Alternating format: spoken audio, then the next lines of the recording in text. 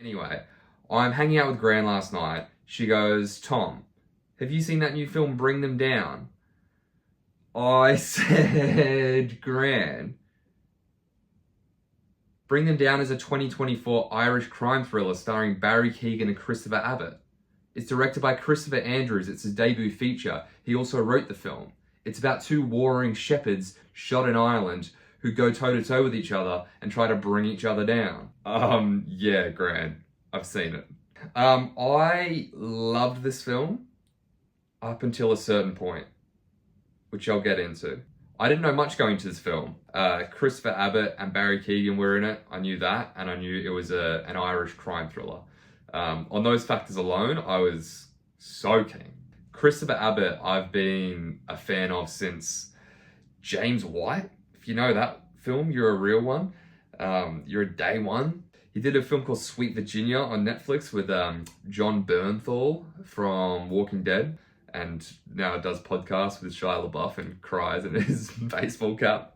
Didn't know John Bernthal was cringe in real life, but now we do, I guess. Girls as well. I know that's the first thing I saw Christopher Abbott in, was Girls. He's been doing the damn thing for a long time, and he's just one of those dependable actors, never lets you down. Brings them down, doesn't let you down.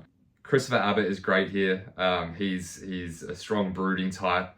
He's playing an Irishman. A lot of this film is about Irishmen not talking about their emotions and what that does to people, what that does to families.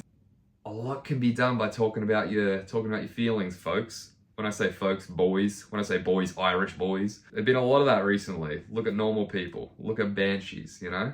Let's just express. Let's do some therapy.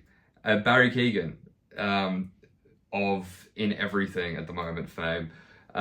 Honestly, getting a bit of Barry fatigue, if I'm being completely honest. Barry Keegan's one of those actors where I think I've seen it all, and then he pulls something else out that I didn't know that he had. He was in a film called Bird last year, and I thought I'd seen Barry do it all. I thought I've seen him being weird here. I thought I've seen him a bit simple in Banshees. I think I've seen him be evil in Joker, or very sinister in is it Sacred of a Killing Deer? Killing of a Sacred Deer. He's a deadbeat dad in Bird, and he's not a great role model. And then at the end of the film, he goes to this other place, which I haven't seen him, which is like caring dad. Because he's always played the kid, really. He's always young. Even here, he's playing the kid. And I think he's miscast because he's too old now to be playing. He's meant to be like 17 in this, I think, or maybe 18, 20. And he's not there. He's not Barry of Killing of a Sacred Deer age anymore. But in that film, Bird, he plays the dad and he looks after someone else for a moment, and he has a moment where he shows he's not a total dead shit dad. And again, I haven't seen that in him before, so it was nice to see. Here, does he have any moments like that really surprised me? Not exactly. Honestly, when it started, I thought we were getting Banshees Keegan version 2. Keegan tends to do this thing where he's very down here like this, and if he has a zip-up hood, he's normally like, he almost puts it in his mouth like a child, where he's playing with his zipper or chewing on his zipper like this. And he does a bit of that at the start of this, and I was worried. But no, he turns out to be a bit more of a complex character than that. So I was happy that it wasn't the Barry that we've seen before. So a bit of context, I love Banshees of Inisherin. This film is like a serious, moody, gritty, modern day Banshees of Inisherin without any of the humor. As someone who's fallen in love with Ireland after living over here in London, I went there twice last year, once to Dublin, once to Achill Island, where they shot Banshees of Inisherin. Mrs. Seen It treated me to a birthday surprise trip out there, which was lovely. We went and saw Colin Farrell's house. We went and saw the pub where they drink the Guinness, which isn't a real pub, it's just a cliffside. They built the pub for the film and then they demolished it. But the point is, I love that film. This film was made for me. I should have loved it. And like I said, I did up to a point. This film, for the first act, it goes at a blistering pace. I needed to pee for the first hour and a half of this film, and I couldn't find a good time to go. I was holding it in so much because it's thing after thing after thing, and dramatic thing after dramatic thing after dramatic thing happening. What's going to happen next? What's going to happen next? It doesn't take a breath. And it was gripping and I was loving it. I was like, this is fantastic. And then it screeches to a halt and we get a perspective shift. We see the whole film, all of the actions that we've already seen, but now from a different character's perspective. What does that give us? Is it worth it? Does that shift work? Look, I understand the desire to tell the story like that. We learn more about Barry Keoghan's character when we see it from his perspective. Up until then, he's a bit of a faceless villain and we don't understand him. So let's go humanize him. I think that we could have just told the story chronologically. I don't think that we needed to do first half and then go back to Barry's half. Because when that happens, there's a massive... Because after the first half, we're speeding along and then all of a sudden we pump the brakes and it feels like the air is let out of the tires and I can breathe and I can go and pee in the toilet. I could probably go take a shit in the toilet because I've already seen this half of the film before. I'm not going to miss that much. I'm being hyperbolic. I didn't want to miss anything. I rushed out to the toilet, took a piss as quick as I could, and then I came back. But we've already seen it before, and now I'm seeing these things again, and I'm not going, oh my God, what's going to happen next? Oh my God, what's going to happen next? This is so thrilling. I'm going, yep, I saw this, and now I'm seeing this other guy see it, and that's great. Now I understand him more, but I still know the sequence of events. Just frustrating. I think it could have been told chronologically. I think we could have intercut those scenes together and told it like a normal story. I think we could have gone, Abbott scene, Keegan scene, Abbott scene, Keegan scene, Abbott scene, Keegan scene, and we go along like a chronological film. Maybe I'm getting a bit in the weeds here. I just think it was I was so on board and I was going, this film was made for me. I'm loving it. It's dark, it's Irish, it's gritty, it's violent. Just a frustrating choice to make. This is a film about generational trauma. It's a film about not expressing your emotions.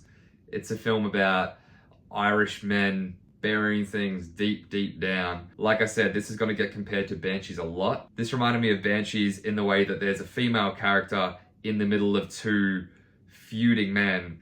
And it just reminded me of that great performance, the sister in Banshees.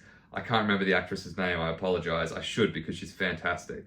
But in Banshees, when she goes, you're all feckin' boring. You're boring feckin' men with your boring feckin' feuds. It's the same thing here. It's just, if these men could just fucking talk it out, boys. Just figure it out. The one woman in this film is the one person holding everything together. She's the only peacemaker. She's the only sensible one. There's one scene that illustrates it perfectly because there's three men who have been at the center of this conflict in a room with the woman as well. And the woman leaves the room for a second and you're just waiting. You know that as soon as she leaves, everything changes. And I feel for her because she's just trying to make it work. She's just going, fuck me, boys, can you just figure it out? But she's also not perfect. Now that I think about it, she's also flawed. She's not the purveyor of, she's not the beam holding up the whole Irish family or the house, which is nice. She's human. We're all flawed. Well-rounded characters, that's what we like. If you like animals, if you're a vegan, even if you're a vegetarian, it's gonna be a tough watch for you. I was watching this, me and my friend were watching this through these ones. Really nice to get the credit at the end that says no animals were harmed in the making of this one. Because they're not just harmed, it's the way in which they're harmed. The film's relatively grounded and realistic, and I was, again, on board with characters doing things that I think they would do in real life. It mapped for me until there's one act of violence which I thought was out of character. A lot of people in this film don't value life, human or animal, and there's one character in this film who seems to value life and seems to have remorse when people get hurt, especially when it's his doing. So when he does something towards the end of this film that goes against that, I don't know if I bought it. If you've seen the film, hopefully you know what I'm talking about. Overall, I really enjoyed it. I wanted to love it. This film was up my alley, made for me, and it was so well acted and it was so well paced up to a certain point. I just wish we had the stamina to keep going at that same pace. Grant, look, overall, I enjoyed it. I don't want to come across like I didn't. There's a lot to like here. It's really well acted. It's really well paced up to a certain point. The shepherds out there, the scenes of just shepherds walking sheep across vast Irish landscapes, like you're either going to fall in love with that or you're not. You're either indifferent to it or it's incredible. For me, I love that side of things. Bring Them Down is like the dark, brooding, gothic cousin of Banshees of Inisherin. It's not going to get any Oscar nods. Keegan's not getting the best supporting for this one. But I really liked a lot of it. It's just a shame that it couldn't tweak a few things, and I think it could have been fantastic. But very keen to see what Andrew's got up his sleeve for us. This is his first film. It's a really solid first outing, and I'm here for the next one. So then Gran goes,